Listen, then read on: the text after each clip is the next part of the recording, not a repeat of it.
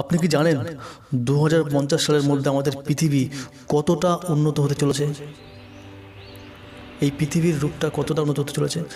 Technology দিয়ে পৃথিবীর সমস্ত কিছু চেঞ্জ করে দেওয়া সম্ভব, আর সম্ভবটা করেছেন ইলন মাস্ক। ইনি 2050 সালের মধ্যে মঙ্গল গ্রহে মানুষ যাতে বসবাস করতে পারেন সেই ব্যবস্থা কিন্তু ইনি এখন থেকেই করা শুরু করে দিয়েছেন। আর তার এই প্ল্যান যদি সাকসেসফুল হয় তাহলে 2050 সালের মধ্যে আমরা হয়তো মঙ্গল গ্রহে বসবাস করতে পারি।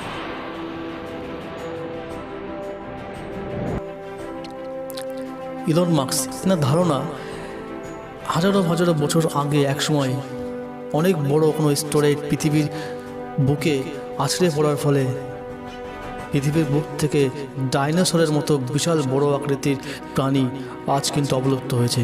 আর ঠিক এমনটাই ভবিষ্যতেও ঘটবে না তার কি কোনো কথা আছে? ভবিষ্যতেও পৃথিবীর বুকে বিশাল বড় কোনো স্টোরেজ পৃথিবীর বুকে আছড়ে পড়ার ফলে মনুষ্য জাতিরও কিন্তু বিনাশ হতে পারে।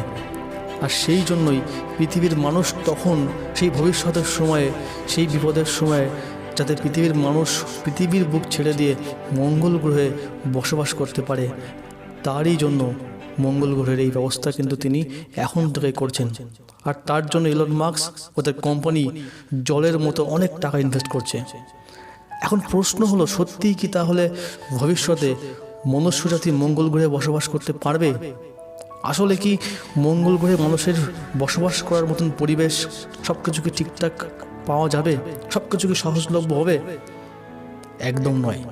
যতটা সহজা মনে হচ্ছে ততটা কিন্তু সহজ নয়।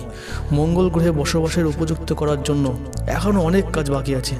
এখানে অনেক বেশি পরিমাণে রয়েছে কার্বন ডাইঅক্সাইড, রয়েছে অক্সিজেন, কিন্তু পরিমাণটা অনেকটাই কম কার্বন ডাইঅক্সাইডের তুলনায়। এখানে নাইট্রোজেন রয়েছে, এখানে জলও রয়েছে, কিন্তু সেটা লিকুইড আকারে নয়, বরফ আকারে।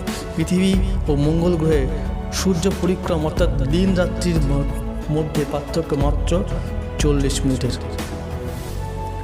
পৃথিবীর সাথে অনেক সাদৃশ্য খুঁজে পাওয়ার সত্ত্বেও সেখানে কিন্তু অনেক সমস্যা এখনও রয়েছে।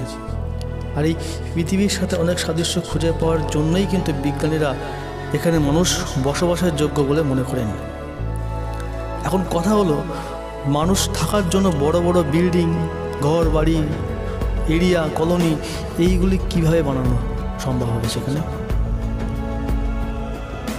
তো আসুন এই বিষয়ে আজকে আমরা এই ভিডিওতে আলোচনা করব, জেনে নেব কী কী প্ল্যান তিনি কিন্তু এখন থেকে করছে। ইলন মাস্কের কোম্পানি কী কী প্ল্যান এখন থেকেই মঙ্গল গ্রহে বসবাসের জন্য তিনি করছেন।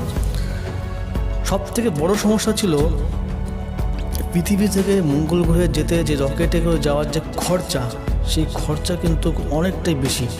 ইলন মাস্ক 2015 সালে এই খরচ কম করার জন্য কীভাবে কম খরচে সেই মঙ্গল গ্রহে যাওয়া যায় তার জন্য কিন্তু স্পেস ভ্যালকান 9 নামে একটা রকেট তিনি কিন্তু তৈরি করেছেন, এবং যেটা করে খুব কম খরচে পৃথিবী থেকে মঙ্গল গ্রহে খুব সহজেই যাওয়া যায়।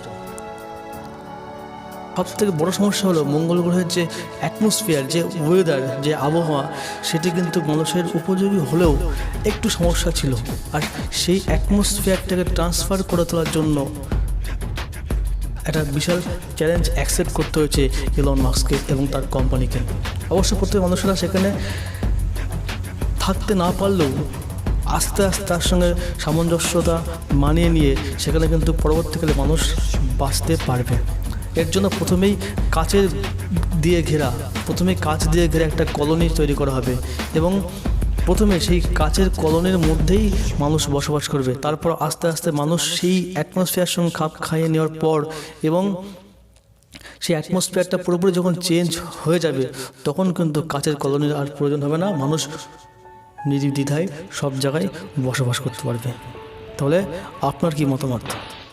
সত্যি কি এরকম হবে?